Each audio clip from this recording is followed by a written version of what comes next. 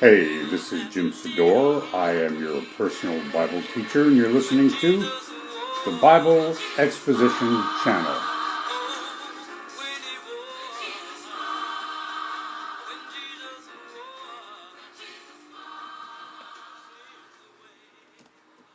Okay, welcome back to all my friends and listeners out there. You got Jim here. And today I was going to do a teaching on Genesis, but the Podbean podcast that I did a couple of days ago about the odds of probability concerning the coming of the Messiah was such a dramatic hit that I thought I would follow it up because I got a couple of questions from people concerning biblical prophecy. And one of them concerned the appearance of man, and the fellow who asked was a little bit confused. So most everything that I quoted and most everything that I reported in my last teaching was by a man named Don Stoner, who wrote an excellent book about the existence of man.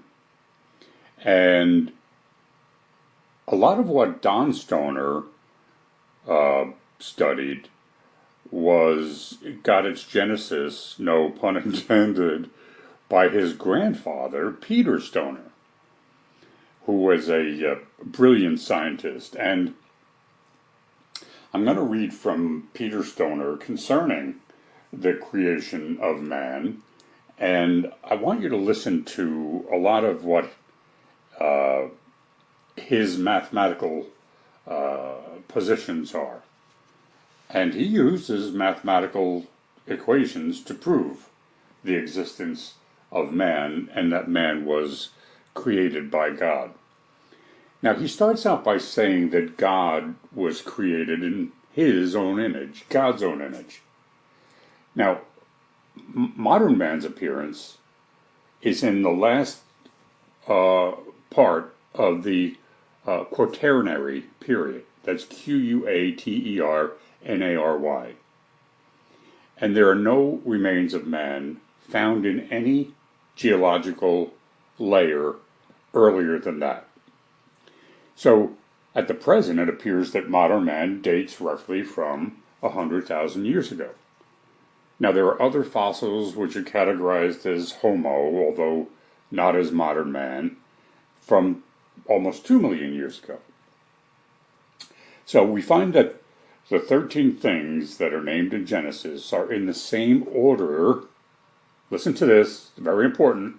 It's in the same order that geology finds them. The things that are named in Genesis are in the exact same order that geology finds them. Interesting, right?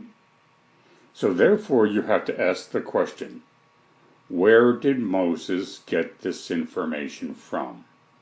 How did he obtain the precise order? Now, there are 5 possibilities.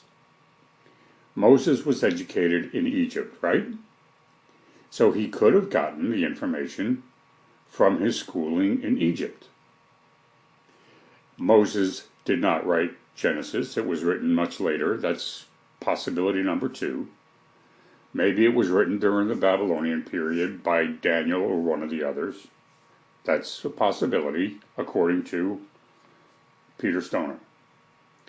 Number 3, the information for the geological layer, what was found in the geological layer, the information came from some other civilization. Number 4 possibility is the writer of Genesis made up the whole thing. He just sat down and reasoned it out. Number 5, it came by inspiration of God. So, Stoner writes, Peter Stoner, if there are only these possibilities, one of them must be correct. So, he goes about proving 4 to be impossible, which would make the 5th the exact reason.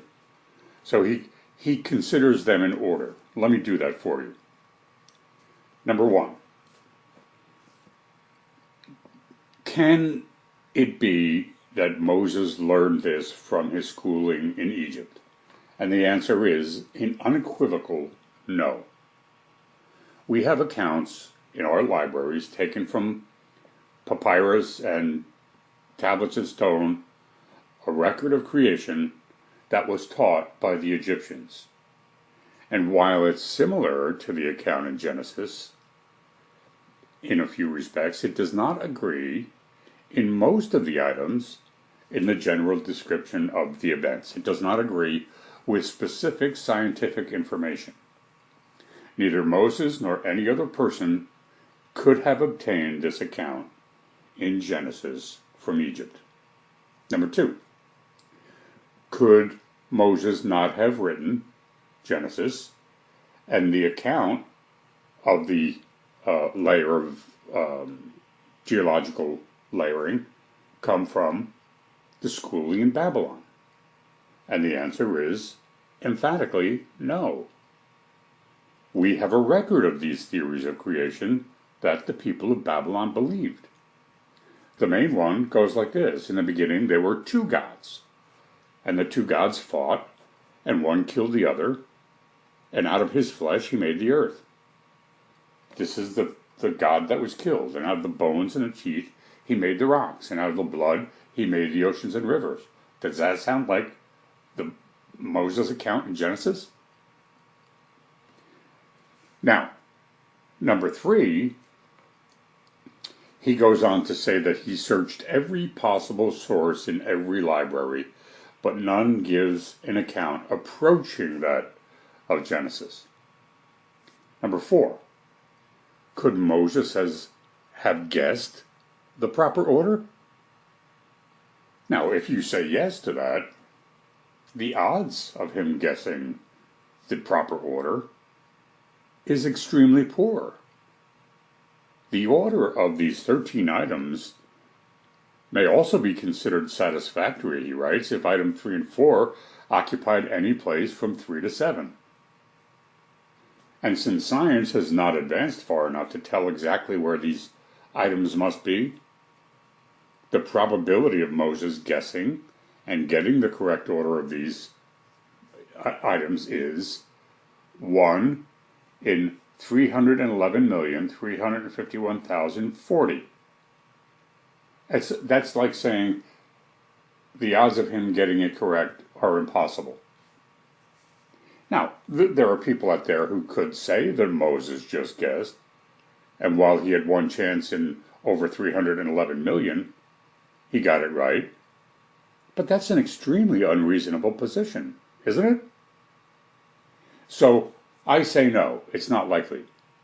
Maybe he reasoned it out. Well, that's just as unlikely as the former. Suppose you eliminate from your mind the account of Genesis and absolutely all scientific literature on the subject, and you sit down and try and reason it out. What would you write for the account of creation? I don't know what you'd write, but I know what I'd write. It would go like this. In the beginning, man was with God in heaven. Man was a physical being. Heaven was made for spiritual beings, so man did not get along very well in heaven. God and man talked things over, and God and man decided that man would be sent down to the earth. And that would be my conjecture. He has to have a place in the earth, and it's got to be perfect. It's got to be wonderful. And anybody who watches animals and fish knows that when they're born, the fish know how to swim. The animals know how to walk. They didn't have to learn those things. So I would put all the land animals first and have some learn to swim so well that they just stay in the water like a hippopotamus or another being. And some of them swim so well that they become fish. Other animals are, have feathers and develop wings, and they learn to fly. And I can just hear you out there saying that this is ridiculous, what I am proposing. I think there's a more logical way to humanly reason out the account of Genesis. Now, we would all have God doing some special things for man, such as creating animals like cows and horses to make our work easier for us. So they have to come after man, right? They have to be created after man. I don't believe any man can logically reason out the order of creation or even make a reasonable start at it. Now, this number that Peter Stoner comes up with of 311 plus million, that doesn't tell the whole story. It's the only number of ways in which the 13 things can be satisfactorily arranged. This is what Peter Stoner writes. Where did Moses get the 13 things to arrange? How did Moses know about all the dark nebulas so he could write a perfect description in verse 2? It's absurd, even for the greatest of scientists like an Einstein.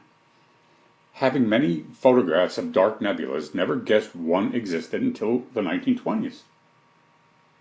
So what chance did Moses have, way back 4,000 years ago, of writing a description of an object that wouldn't be discovered for another 4,000 years?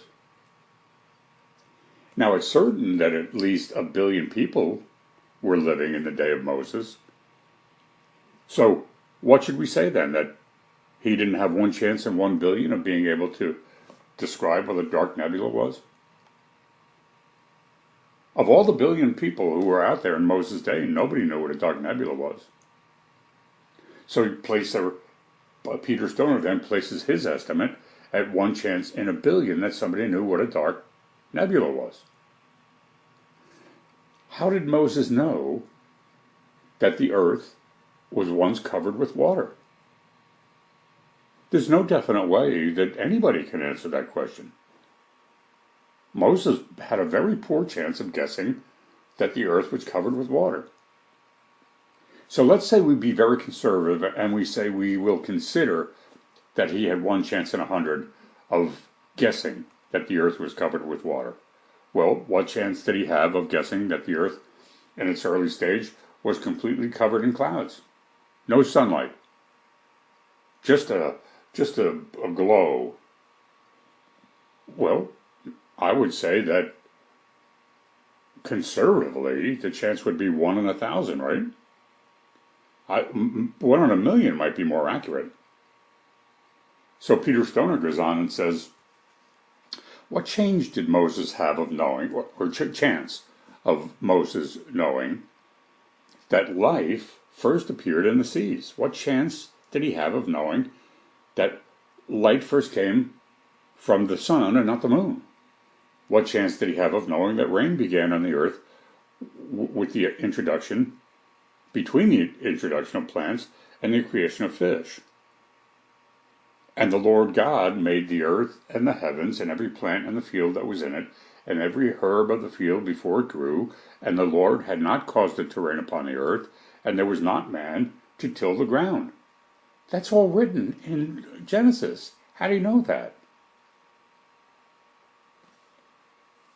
So the number is pretty big already, right? If you think that any of those numbers given are too large, look at these 3 things and you'll be overcome with mind-blowing numbers. Listen to this. What chance did Moses have when writing Genesis of getting the 13 items all accurate and in satisfactory order using the estimates that Peter Stoner just suggested and multiply them all together? The result is that you find that Moses had one chance in, I can't even tell you what this number is. It's 31, 135, 104, then, 3 zeros, another 3 zeros, another 3 zeros, another 3 zeros, and another 3 zeros. I don't even know what to call that number. But that would be his odds of doing that. There's no chance. Suppose we take and a drawing, like a number of, like I said in my last teaching, a number of tickets are printed, and let's say that there's 8 million presses. This is written by Peter Stoner, each capable of printing 2,000 tickets per minute. And you would run the press day and night for 5 million years to print those number of tickets. Now, you let one ticket be marked, and then the whole mass thoroughly stirred. Then you were blindfolded and allowed to draw one ticket. What are the odds of you getting the right one?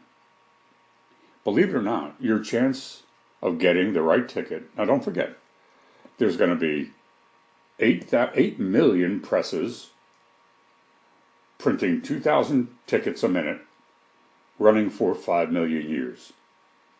What are your chances of picking the proper ticket? Believe it or not, your chance is better than Moses' chance would have been in writing Genesis from the information that he knew in his day. So try and visualize that chance. Suppose those tickets are 1 1/4 inches square, and they're printed from stock, which requires 100 to make a thickness of an inch. How big would that pile be? Well, it could hardly be called a pile, because the tickets would cover the United States from Canada to Mexico, from the Atlantic to the Pacific, 1 mile deep, and one ticket would be marked.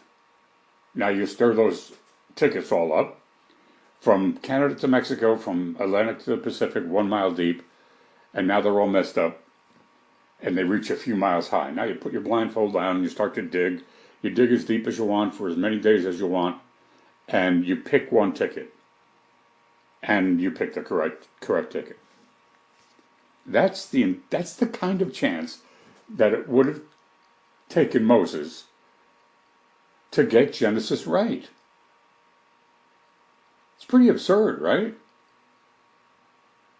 So the chance that the book of Genesis was divinely inspired, that's certainly a lot more reasonable, don't you think?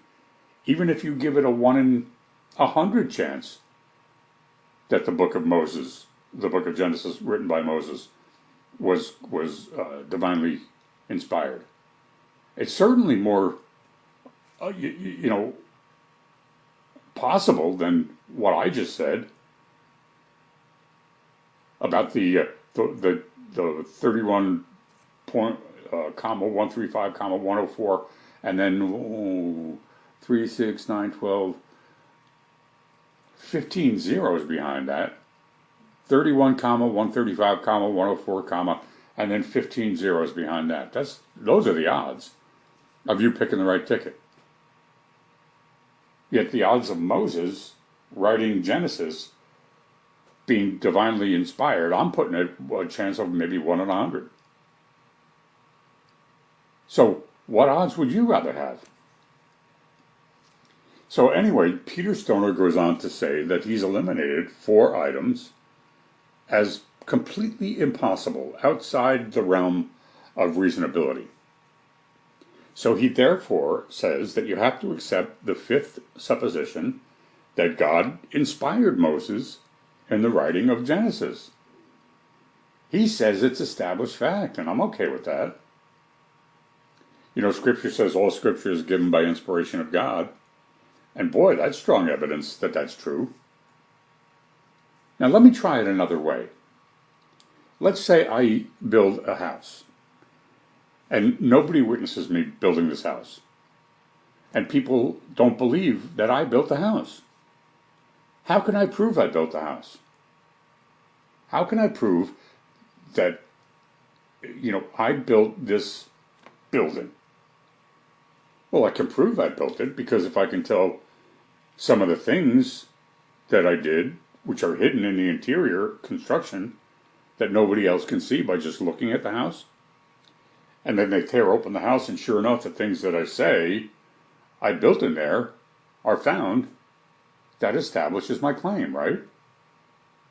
So let's say in that case I say, when the cement was being poured, I dropped an old nail set in cement in the northeast corner. In the southeast corner, I put an old wire packed in concrete. You'll find that in the framing that 2x8 floor joists we use instead of 2x6, which is much more common. And in the southwest corner, it was framed by spiking together 4 studs instead of commonly 3. And so I go on and tell you 13 things that I did to build this house, running from the foundation to the roof. Then you guys tear the house apart and find the 13 things placed exactly as I told you they would be. Well, what would the conclusion be about my claiming to be the builder of that house? You know, that evidence would hold water in any court. No one could question that. Well, we're in exactly the same position with respect to the verification of those 13 items in Genesis 1. Though they were written thousands of years before science had any information about any of them, science has proved that those 13 things are absolutely true. God wrote such an account in Genesis so that in the latter days, when science was greatly developed like it is today, they'd be able to verify that account and know for certainty that God created this planet and all the life on it. Now, there are certain things that the vast amount of humans, probably 99% of human beings, don't know about and don't care about, but they're things that drive scientists batty. For instance, radiation. Radiation comes from the sun, right? You know, if you were to mark off 1 square yard of the sun, you would find that it gives off 70,000 horsepower of energy 24/7. And this is just 1 square yard of the sun. Do you know how many square yards are on the sun's surface? More than 10 times the number of square yards that are on the Earth's surface. So let's say we decide to buy the energy that the sun gives off for a period of 24 hours. Let's say that Florida Power and Light has that amount of energy and they're going to sell it. Now, suppose that we can buy this energy for 1/4 cent per kilowatt hour. So to pay for this energy in silver dollars would require enough money to cover the United States 4 miles deep. This is from Peter Stoner. Now, this is a tremendous amount of energy, right? It's covering the United States in silver dollars 4 miles deep. Tremendous amount of energy. That's just in one 24-hour period. So, when God created the sun, He had put into that act of creation all the energy that has come from the sun for some 5 billion years till the present. And according to scientists, the sun is going to be in existence for billions and billions of years to come. They say that there's still enough energy in the sun to last another 5 billion years. Hard to believe that there's actually a body in space that produces that kind of energy. But if you ever look into it, our sun is just a run-of-the-mill sun. There are suns out there that are thousands of times more powerful and larger than our sun. There are 100 billion stars in our galaxy. Every star is a sun. So when you multiply the power of God as shown by our sun by 1 billion or 100 billion, how much is 100 billion? Anybody know? Listen to this. If you were to count 250 a minute, day and night, it would take you about 1,000 years to count to 1 billion. Does that give you some kind of concept of the power needed for the creation of the galaxy and the greatness of the galaxy? Now you multiply that by 1 trillion, probably the number of galaxies out there, and now you've got a concept of the power of God, as demonstrated by the radiation of the stars. Now, if you get this, if you understand this, you can understand better what Jesus meant when he said, all power is given to me. We're talking about real power here. Kinetic power. Now, kinetic energy is a measure of energy represented by a body in motion. It is proportional to the mass times the square of the velocity. I'm getting a little deep here, but bear with me. If you go back to Vietnam, or you go back to the Korean War, or even World War II, when artillery was being fired from the coast, and projectiles are traveling at the speed of about 1 mile per second. Think about that. 1 mile per second. As the Earth moves around the sun, I know it seems as if, you look outside and nothing's going on. There's no breeze, nothing's happening. It's beautiful, sunny. But there's energy happening. As the Earth moves around the sun, it travels at a speed of about 18.5 miles per second. Now, if you take 18 squared, that's more than 300. So there's more than 300 times the energy in any part of the Earth as it travels around the sun than there is in an equal mass of that artillery shell that's being fired during World War II. You get that? 300 times. So the sun, with the solar system revolving around the center of our galaxy at 134 miles per second squared, becomes nearly 18,000. So the entire solar system, where we live, has 18,000 times the energy that it would have if it were traveling 1 mile per second. Or in other words, if it were traveling at the speed of an artillery shell fired during World War II. 1 mile per second. So the solar system is traveling 18,000 times faster than that. Hey, look, scientists have measured galaxies out there traveling as fast as 60,000 miles per second. And if you think of the mass of stars out there, 100 billion is estimated, all equal or greater than our sun, all traveling 60,000 miles per second, you got some idea of the unlimited energy represented in the movements of the various parts of the entire universe, man. This place is spinning like crazy. And it's all held together by the power of Jesus Christ. So, what about gravitation? You ever think about this? Gravitation is... Newton was the fellow who figured out what gravitation is. Gravity. And it's intrinsic. It's part of mass, and it can't be separated from it. You lay two books on the table, there's a gravitational force between those two books attempting to draw them together and through the table. The moon and the earth have gravitational forces. The tides have gravitational forces. When you observe the gravitation of the earth on the moon, by it holding the moon in its orbit around the earth, the gravitation of the sun for the earth is much greater.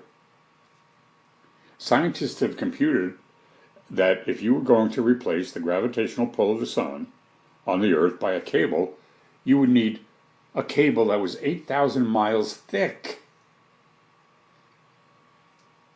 The gravitational pull equals the limiting strength of that cable. In other words, the gravitation of the sun on the earth is the force nearly great enough to snap a steel cable 8,000 miles in diameter. How does it stay there? It would be impossible to replace that pull of gravity with a cable. If a cable like that existed to run from the earth to the sun, the heat of the sun would melt the end and turn it into vapor. How does the sun stay where it's supposed to be? Now, suppose God, when he created everything, the universe, instead of putting the force we call gravity into existence, he decided to build cables from the sun to the planets, from each planet to its moon, so they would be held in place, like we do here with a building. That's how we would build a building, right? With structures. Could be metal, could be cable, could be wood. So that's how they would be held in place. That's how we build buildings. But what would happen when they started revolving in different planes? It would soon make, one tremendous tangle in an erected building, right? So you imagine that God had run cables from each star in our galaxy to each other of the 100 billion stars to hold them together, and then the whole galaxy started rotating? Well, it would be unbelievable, the tangle that would happen. So somewhere out there, there's a force that holds everything in its place. Gravity. And who invented gravity? God made gravity. It's the power that man can't alter. We have tried and tried and tried to somehow collect gravity, contain gravity. It can't do it. You'd be foolish to even try. Man can't change the force of gravity. And we're trying to do it, in warfare. Imagine if we were able to control gravity. Would any other country be able to resist us? If they did, it would be disastrous. I think every time Trump threatens the mullahs in Iran with total destruction, we have to have some type of weapon. Maybe it's gravitational. That would totally dissolve them. Imagine one country being under the influence of another because of gravity. It just boggles the mind. If you add the power of radiation, the power of kinetic energy, and the power of gravitation, you may have now the concept of the power that God used when he created the universe. But those are just two of the powers of God. Radiation, kinetic energy, gravitation, there are tons of them. And how about the power to write the Bible? The power to take men from various walks of life in different ages and give them, through God's messages, to be able to make one book, continuous book of Revelation. Blows your mind. How about the power to know the future? How about prophecy? The power to predict things that are going to happen in the earth a couple hundred years later or thousands of years later and then haven't come true? That blows my mind. I can't even get into the scientific aspect of God. I'm blown away by mere prophecy. That's what made me a Christian and keeps me a Christian, is the power of prophecy. How about this? The power of an almighty, omniscient God to hear and answer your prayers.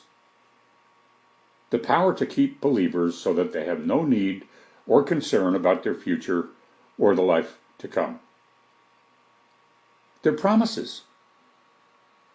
How about the power to change lives like he changed mine?